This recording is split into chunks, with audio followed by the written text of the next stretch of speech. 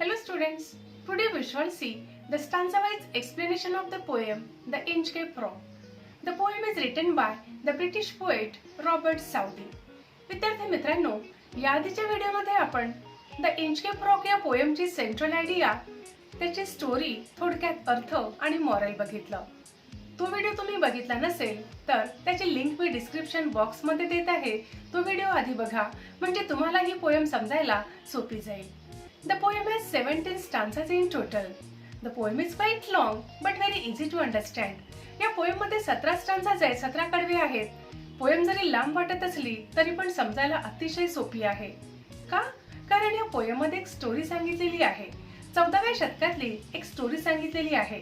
यामध्ये the abbot of ॲबरब्रोथक एक सज्जन गृहस्थ आणि सर राल्फ द रोवर एक विकेट पर्सन म्हणजे दुष्ट माणूस असे दोन कॅरेक्टर्स आहेत. हे आपण आधी पाहिलेलं आहे. चला तर सुरू करूया stanza wise explanation of the poem the Inchcape rock. First stanza. No stir in the air, no stir in the sea, the ship was as still as she could be. Her sails from heaven received no motion, her keel was steady in the ocean. आधी आपण शब्दांचे अर्थ बघूया. स्टर means move round, गोलाकार फिरणे. No stir in the air, no stir in the sea म्हणजे no movement in the air or in the sea. वारा गोलाकार फिरत नव्हता की पाणीही फिरत नव्हतं. याचा अर्थ काय? The air was calm, there was no storm in the sea either. वातावरण अगदी शांत होतं. The ship was also very still. वादळ नव्हतं त्यामुळे शिप म्हणजे जहाजसुद्धा स्टिल म्हणजे शांत होतं. हर सेल्स, हर म्हणजे इथे जहाजाचे sails. Cloth of the mast, जहाजावर असते ते शीड. Her sails from heaven received no motion. या ठिकाणी हेवन म्हणजे आकाशातून म्हणजे वरून. याचा अर्थ वादळ नसल्यामुळे जहाजाचं शीड हलत नव्हतं. There was no force for the sails. Last line in this stanza, her keel was steady in the ocean. Keel means the steel structure along the base of a ship. जहाजाला आधार देण्यासाठी खाली कील असते, ती पोलादाची असते. हे कील सुद्धा स्टेडी होतं म्हणजे एकंदरीत वातावरण शांत होतं, चांगलं होतं. Now second stanza. Without either sign or sound of their shock, the waves flowed over the Inchcape Rock. So little they rose, so little they fell, they did not move the Inchcape Bell. कुठलाही sound न होता समुद्रातील लाटा Inchcape रॉकवर जात होत्या. वादळ नसल्यामुळे कुठलाही आवाज नव्हता. कुठला आवाज? लाटांचा आवाज नव्हता. सो लिटिल दे रोज म्हणजे लाटा हळुवारपणे वर जात होत्या, पुन्हा खाली येत होत्या. त्या इंचकेप बेलला स्पर्श करत नव्हत्या. वादळ नसल्यामुळे इंचकेप बेलपर्यंत लाटा जात नव्हत्या. Now the third stanza. The abbot of Aberbrothok had placed that bell on the Inchcape rock. On a buoy in the storm it floated and swung and over the waves its warning rang. शब्दांचे अर्थ बघा. Abbot means head of abbey of monks. Abbey म्हणजे जिथे मॉंक्स किंवा nuns राहतात त्या बिल्डिंगला ॲबे म्हणतात. ॲबेचा हेड ज्याला आपण मठाधिपती म्हणतो मराठीमध्ये. आपल्याकडे मठामध्ये साधू संत राहतात तसे ॲबेमध्ये मॉंक्स किंवा नन्स राहतात. Buoy means floating object anchored in the sea to mark dangerous places. समुद्रात ज्या ठिकाणी धोका असतो ते लक्षात यावं म्हणून तरंगणारी वस्तू ठेवलेली असते त्याला बॉय म्हणतात. फ्लोट म्हणजे तरंगणे. फ्लोटेड म्हणजे तरंगत होती. फ्लोटचा पास्ट टेन्स आहे. स्वंग, स्विंगचा पास्ट टेन्स आहे स्वंग. स्विंग म्हणजे झोके घेणे, हेलकावे खाणे. फोर्थ स्टांजा बघा. When the rock was hid by the surge swell the mariners heard the warning bell and then they knew the perilous rock and blessed the abbot of Aberbrothok. शब्दांचे अर्थ बघा. Hid means लपला, हाईटचा past tense आहे. Surge swell, sudden and great rise in the level of the sea. समुद्रामध्ये पाण्याच्या पातळीमध्ये एकाएकी वाढ होते त्याला सर्ज स्वेल म्हणतात. कशामुळे होते असं?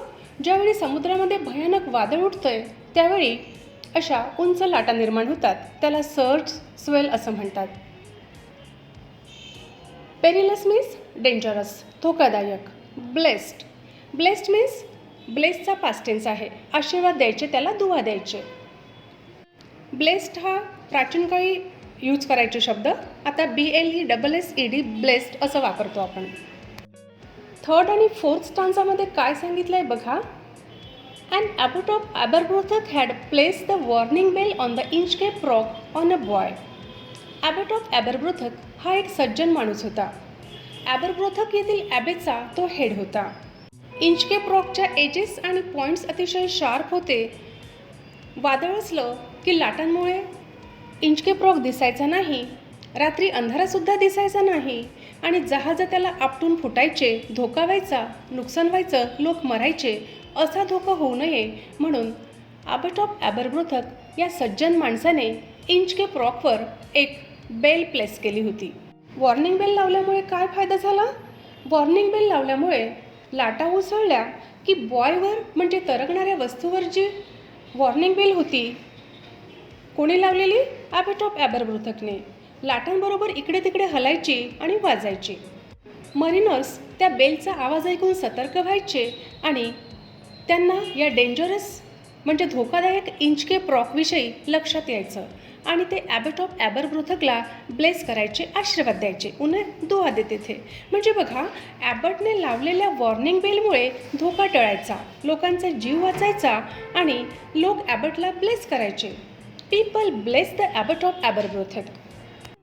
ॲबट ऑफ ॲबरब्रोथकने लावलेली वॉर्निंग बेल मरिनर्सचं धोक्यापासून रक्षण कसं करायची हे आपण थर्ड आणि फोर्थ स्टांजामध्ये बघितलं. Now fifth stanza. This stanza is about cheerful atmosphere. Joyful डेचं वर्णन आहे फिफ्थ स्टांजामध्ये. चांगलं वातावरण होतं समुद्रातील त्या दिवशी, त्याचं वर्णन फिफ्थ स्टांजामध्ये आलेलं आहे. The sun in heaven was shining gay, all things were joyful on that day. The sun in heaven, heaven म्हणजे स्वर्ग, पण या ठिकाणी हेवन स्कायला म्हटलेलं आहे. सन कसा होता त्या दिवशी? Gay. Gay means joyful. It was shining gay, all things were joyful. सर्व कसं आनंदी होतं. एकंदरीत वातावरण, हवामान खूप छान होतं. Sea birds screamed as they wheeled round and there was joyance in their sound. Sea birds म्हणजे समुद्रातील पक्षी. स्क्रीम्ड म्हणजे आनंदाने किलबिल करत होते. Wheeled round, the birds were flying round in circle, म्हणजे ते आनंदाने गोलगोल फिरत होते, घिरट्या मारत होते. And there was joyance in their sound. Their म्हणजे इथे कोण? बर्ड्स, पक्षी. पक्षी कसे होते? जॉयफुल होते. There was joyance in their sound, त्यांच्या आवाजातही आनंद होता. Means they were happy. एकंदरीत सर्वच वातावरण खूप आनंदी होतं. Now sixth stanza. Sixth stanza is related to the fifth stanza. आपण बघितलं फिफ्थ स्टांजामध्ये की atmosphere was cheerful, the sun was shining brightly, so the buoy means floating object was seen clearly. Sixth stanza. The buoy of the Inchcape bell was seen, a darker speck on the ocean green, sir Ralph the Rover walks his deck and he fixed his eye on the darker speck. शब्दांचे अर्थ बघा. Buoy means floating object, speck means a tiny dot, एक लहानसा ठिपका. A darker speck on the green ocean, जिकडे तिकडे अथांग पाणी होतं आणि त्याच्यावर एक टायनी डॉट म्हणजे एक ठिपका दिसत होता. कशाचा होता तो? बॉय. ते फ्लोटिंग ऑब्जेक्ट होतं, ते एका ठिपक्यासारखं दिसत होतं या अथांग सागरामध्ये. स्वच्छ सूर्यप्रकाश असल्यामुळे इंचकेप बेलचा जो फ्लोटिंग ऑब्जेक्ट आहे, तरंगणारा भाग आहे, तो दुरूनही स्पष्ट दिसत होता. या स्टांजातील शेवटच्या 2 ओळीतून आपल्या लक्षात येतं की सर राल्फ द रोव्हरच्या मनात काहीतरी विचार आला. Sir Ralph the Rover walked his deck and he fixed his eye on the darker speck. तो जहाजाच्या डेकवर आला आणि त्याने आपला डोळा ग्रीन ओशनमधील म्हणजे समुद्रातील त्या लहानशा ठिपक्यासारख्या दिसणाऱ्या, टायनी डॉटसारख्या दिसणाऱ्या बेलवर फिक्स केला. त्या बेलकडे तो पाहायला लागला. कोण? Sir Ralph the Rover. Now seventh stanza. He felt the cheering power of spring, it made him whistle, it made him sing, his heart was mirthful to excess, but the rover's mirth was wickedness. Thoughts and feelings in Ralph's mind are given here. Sir Ralph the रोव्हरच्या मनातील भावना, त्याच्या मनात काय चाललं होतं, काय विचार आले हे सांगितलं आहे. स्प्रिंग सीझन असल्यामुळे वातावरण अतिशय आनंदी होतं आणि सर राल्फ द रोव्हर अतिशय आनंदी होता. तो व्हिसलिंग करत होता, तो गाणं म्हणत होता, तो खूप आनंदी दिसत होता. पण त्याचबरोबर त्याच्या मनात कुठल्या तरी वाईट भावना किंवा दुष्ट विचार आलेले होते. नाव 8th stanza. His eye was on the Inchcape float. Quoth he, my men, put out the boat and row me to the Inchcape rock, and I will plague the abbot of Aberbrothock. शब्दांचे अर्थ बघा. कोथ means sed, म्हणाला. Row म्हणजे वल्हवणे. Plague, plague means cause pain or trouble. कोणाला वाईट वाटेल किंवा मुद्दाम एखाद्याच्या मनाला त्रास होईल असं करणे, या अर्थाने प्लेग हा शब्द या ठिकाणी वापरलेला आहे. सर राल्फ द रोव्हरचं लक्ष इंचकेप फ्लोटकडे म्हणजे त्या बॉयकडे होतं आणि तो म्हणाला, my men put out the boat and row me to the Inchcape rock. माझी बोट त्या इंचकेप रॉकच्या दिशेने घेऊन चला, असं तो आपल्या माणसांना म्हणाला. I will plague the abbot of Aberbrothok. आणि ॲबट ऑफ ॲबरब्रोथकनी जी बेल इन्स्टॉल केली आहे ती मी तोडून टाकेन आणि मग ॲबट ऑफ ॲबरब्रोथकला त्रास होईल, त्याला वाईट वाटेल, कारण त्याने लोकांच्या चांगल्यासाठी केलेलं आहे आणि मी ती बेल कापल्यानंतर त्याला वाईट वाटेल, असा विचार सर राल्फ द रोव्हरच्या मनात आला. 8th स्टान्झामध्ये याविषयी सांगितलेलं आहे. नाव 9th स्टान्झा. सर राल्फ द रोव्हरने आपल्या मनातील प्लॅन पूर्ण करायला काय केलं ते बघा 9th स्टान्झामध्ये. The boat is lowered, the boatmen row, and to the Inchcape rock they go. Sir Ralph bent over from the boat and he cut the bell from the Inchcape float. शब्दांचे अर्थ बघा.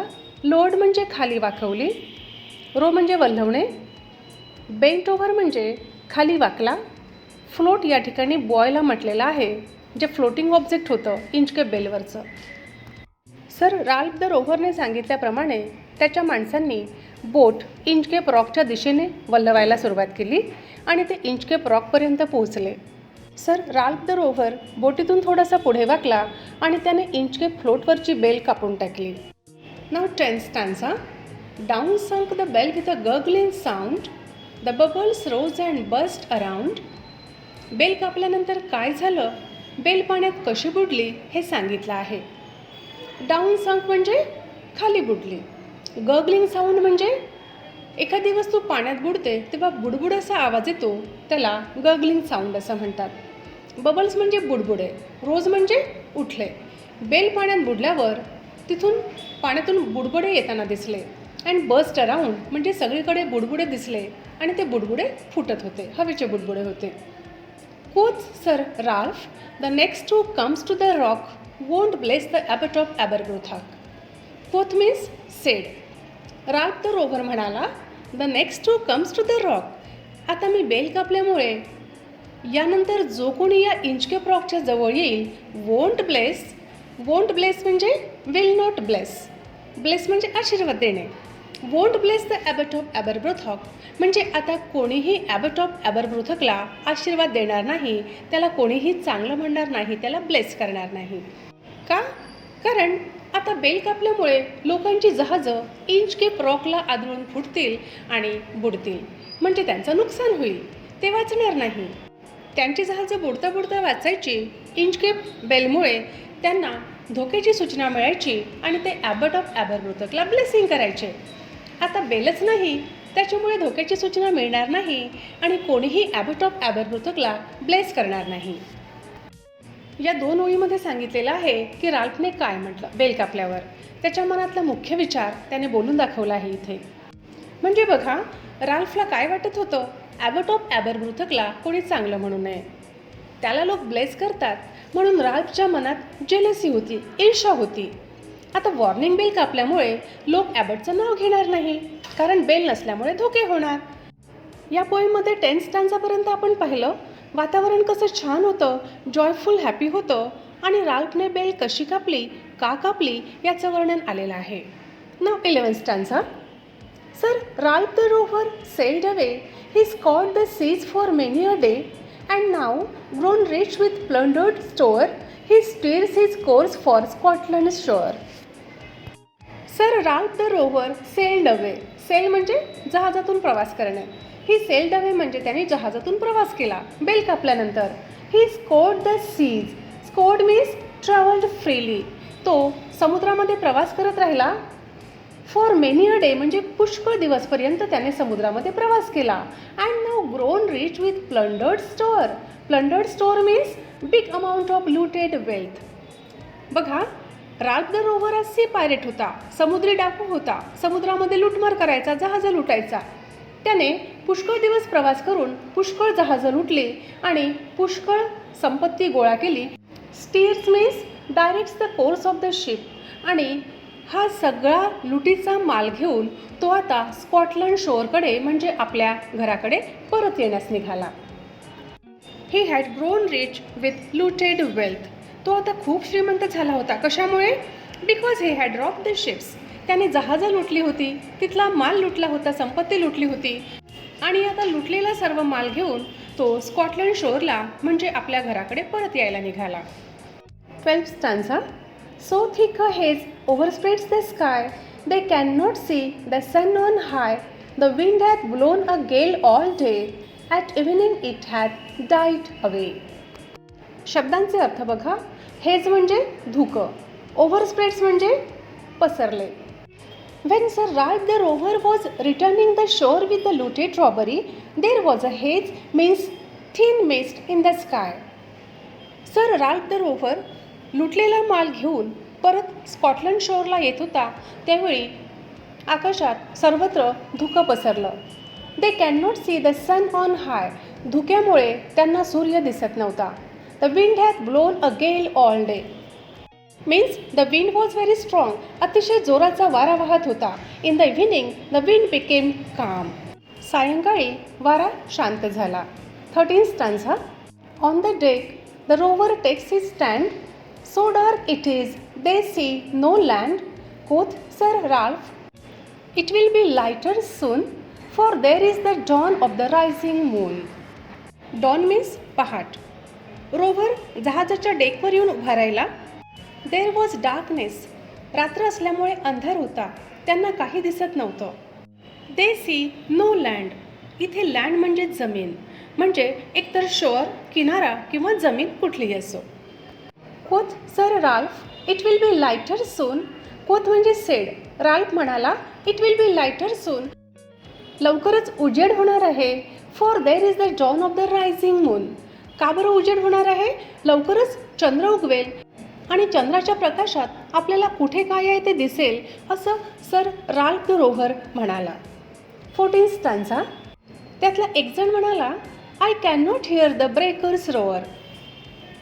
Canst hear, said one, the breakers roar. Canst म्हणजे cannot. The breakers roar म्हणजे the indication that they were near the shore. आपण किनाऱ्याच्या जवळ आहोत किंवा कुठेतरी जवळपास लँड आहे, जमिनीचा भाग आहे असे काहीच समजत नव्हते. त्यांच्यातील एक जण म्हणाला, for methinks we should be near the shore. Methinks means it seems to me. मला असं वाटते. Now where we are I cannot tell, but I wish I could hear the Inchcape bell. बघा, आपण किती वेळात किती अंतर पार करू शकतो याचा अंदाज असतो आपल्याला प्रवास करताना. मग तो प्रवास कशानेही असो. जहाजामध्ये दिशादर्शक असते. एवढ्यात इंचकेप रॉक आहे याचा त्यांना अंदाज होता, पण रात्र असल्यामुळे अंधार होता, काहीच दिसत नव्हतं.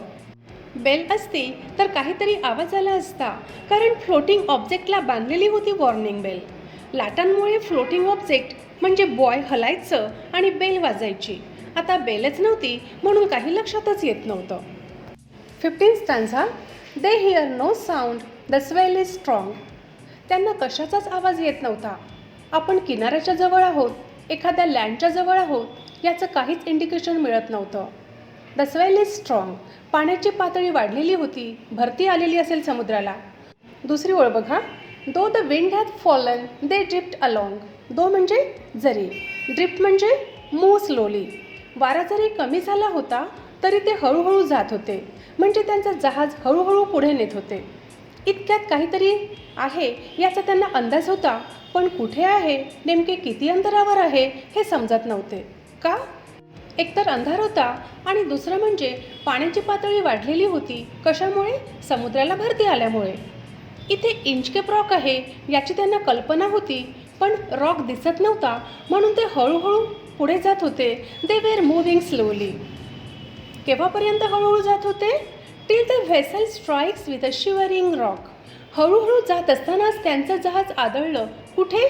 To the perilous Inchcape rock. Oh Christ, it is the Inchcape Rock. As soon as the ship collided, Sir Ralph repented over his deed of cutting the bell and said, Oh Christ, it is the Inchcape Rock. जहाज आदळल्याबरोबर त्याने उद्गार काढले. कुणी? Sir Ralph the रोव्हरने. Oh Christ, it is the Inchcape rock. त्याला पश्चाताप झाला. कशाचा? त्याने केलेल्या कृत्याचा. कोणतं कृत्य केलं होतं त्यानं? बेल कापल्याचं. बेल का बरं कापली होती राल्फने? कारण ॲबट ऑफ ॲबरब्रोथकने इंचकेप रॉकवर बेल इन्स्टॉल केल्यामुळे लोकांचे जहाज बुडत नव्हते. त्यांना धोक्याची सूचना मिळायची आणि लोक ॲबट ऑफ ॲबरब्रोथकला ब्लेस करायचे. सर राल्फ द रोव्हरला ॲबट ऑफ ॲबरब्रोथक विषयी जेलसी झाली होती आणि लोक त्याला चांगलं म्हणतात म्हणून याने बेल कापून टाकली होती. पण काय झालं? त्याने बेल कापली होती फक्त जेलसीमुळे, पण आज त्याचंच जहाज इंचकेप रॉकला आदळलं होतं. समजा बेल असती तर त्याला धोक्याची सूचना मिळाली असती आणि त्याचं जहाज आदळलं नसतं. सर राल्फ द रोव्हरचं जहाज इंचकेप रॉकला आदळल्यानंतर त्याची स्थिती कशी झाली ते 16 स्टांझामध्ये सांगितलेलं आहे. Sir Ralph the Rover tore his hair, he cursed himself in his despair, the waves rush in every side, the ship is sinking beneath the tied.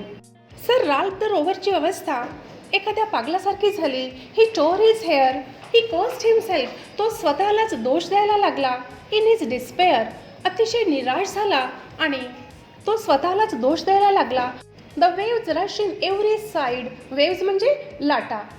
त्यांच्या जहाजामध्ये सगळीकडून पाणी यायला लागलं, लाटांचं पाणी यायला लागलं. The ship is sinking beneath the tide, आणि त्या लाटांच्या खाली त्यांचं जहाज बुडायला लागलं. Now 17, that is last stanza. But even in his dying fear, one dreadful sound could the rover hear, a sound as if with the Inchcape bell, the devil below was ringing his knell. Sir Ralph and all the people in that ship were now filled with fear. त्या सर्वांच्या मनामध्ये आता खूप भीती होती. का? कारण त्यांना त्यांचं मरण समोर दिसत होतं. त्यांचं जहाज इंचकेप रॉकला आदळून फुटलेलं होतं आणि ते बुडत होतं. त्यांना आपल्या डोळ्यासमोर मरण दिसत होतं. At the time of death rover could hear the dreadful sound. कोणता आवाज त्याला ऐकायला आला मरणाच्या वेळी? It was the sound of the Inchcape bell.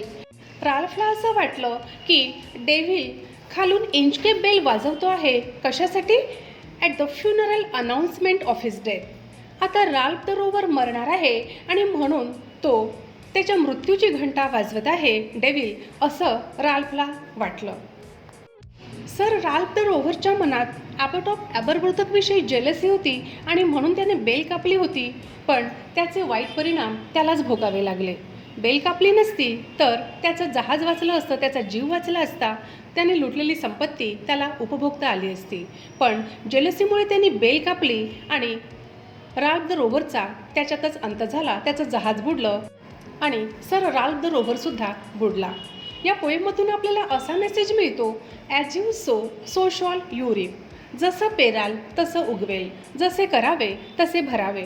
आपण चांगलं काम करू तर त्याचं फळ आपल्याला चांगलंच मिळते आणि वाईट कामाचं फळ वाईटच मिळते, हे या पोएममधून आपल्याला शिकायला मिळते. And this is the moral of the poem. 12वीच्या सर्व prose, poetry, novel, writing skill आणि ग्रामरच्या व्हिडिओच्या लिंक्स डिस्क्रिप्शन बॉक्समध्ये दिलेल्या आहेत.